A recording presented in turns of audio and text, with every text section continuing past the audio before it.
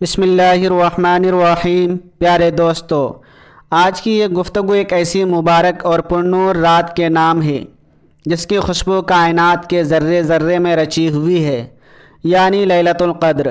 ذرا تصور کیجئے، رمضان المبارک کا یہ مقدس مہینہ اب ہم سے رخصت ہو رہا ہے، جدائی کی گھڑیاں قریب ہیں اور رحمتوں کا وہ دسترخوان جو پورے مہینے سے بچھا ہوا تھا اب سمیٹا جا رہا ہے۔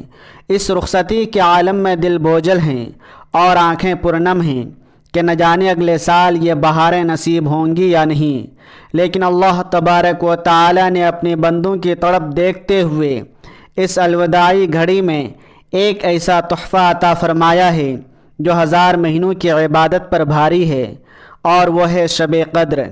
یہ وہ عظیم الشان رات ہے جس میں آسمان کے دروازے کھول دیے جاتے ہیں، فرشتے زمین پر اتر کر بندگی کرنے والوں کے گرد محبت کا حصار بنا لیتے ہیں، اور خود باری تعالی اپنی رحمتوں کے خزانے لٹاتے ہوئے پکارتا ہے کہ ہے کوئی بخشش مانگنے والا۔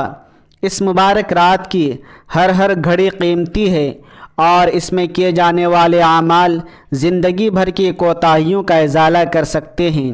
آج کی اس خاص ویڈیو میں آپ کو اس مبارک رات کا وہ عظیم الشان تحفہ پیش کرنے جا رہا ہوں جسے میرے اور آپ کے آقا تاجدار مدینہ حضرت محمد مصطفیٰ صلی اللہ علیہ وسلم نے اپنے پیارے چچا حضرت عباس رضی اللہ تعالی عنہ کو ایک انمول ہدیے کے طور پر سکھایا تھا، اور وہ ہے صلاۃ التسبیح۔ لوگ اکثر پوچھتے ہیں کہ آخر شب قدر ہی اتنی خاص کیوں ہے؟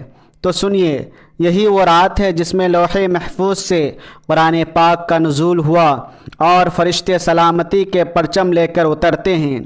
یہ 4 رکعت اللہ تبارک و تعالیٰ کو اتنی محبوب ہیں کہ جب بندہ اپنی میٹھی نیند قربان کر کے سجدے میں گرتا ہے تو اللہ تبارک و تعالیٰ فرشتوں سے فخر سے فرماتا ہے کہ گواہ رہو، اس نے میری خاطر آرام چھوڑا، اب اس کی جھولی بھرنا میرا کام ہے۔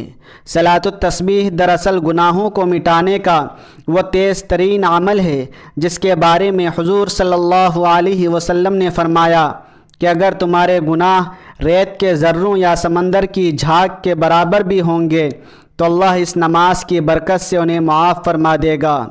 اس نماز کا طریقہ نہایت دل نشین ہے۔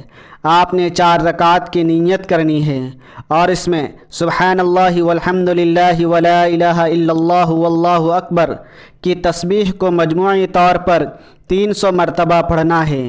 ترتیب کچھ یوں ہے کہ ثنا کے بعد 15 بار یہ تسبیح پڑھیں، پھر سورہ فاتحہ اور سورت کے بعد رکوع میں جانے سے پہلے 10 بار، رکوع میں 10 بار، رکوع سے کھڑے ہو کر قومے میں 10 بار، پہلے سجدے میں 10 بار، دونوں سجدوں کے درمیان بیٹھ کر 10 بار، اور پھر دوسرے سجدے میں 10 بار یہ کلمات دہرائیں۔ یہ کل 75 تسبیحات ایک رکعت میں بنتی ہیں، اور 4 رکعات میں ان کی تعداد 300 ہو جاتی ہے۔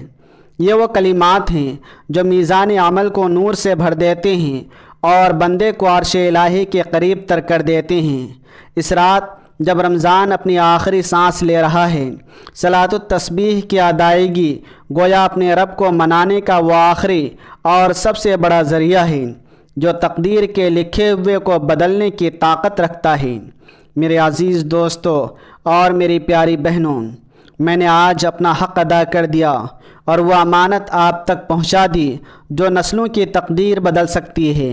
ابھی آپ پر ہے کہ آپ اس رات کو سو کر گزارتے ہیں یا رب کو منا کر۔ یہ رمضان رخصت ہو رہا ہے، کیا معلوم زندگی دوبارہ یہ موقع دے یا پھر نہ دے۔